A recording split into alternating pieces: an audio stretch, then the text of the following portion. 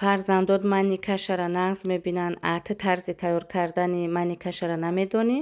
Ина дугонаҷон, ма барои ту тарзи тайёр кардани манни кашара нишон медиҳем. Дар 2 литр шири мо 8 қошиқ манни каша, 4 қошиқ шакар, камтарак намак меандозему, хушрувакак мековем тез. Шири мо ки дар ҷӯшидан дуромад, камтарак сливични масла медозем. Сливични масларо медозем, хушрувак мековему. Баъдан даҳанаки дегмона бор мекунем, пилтамона мекушем.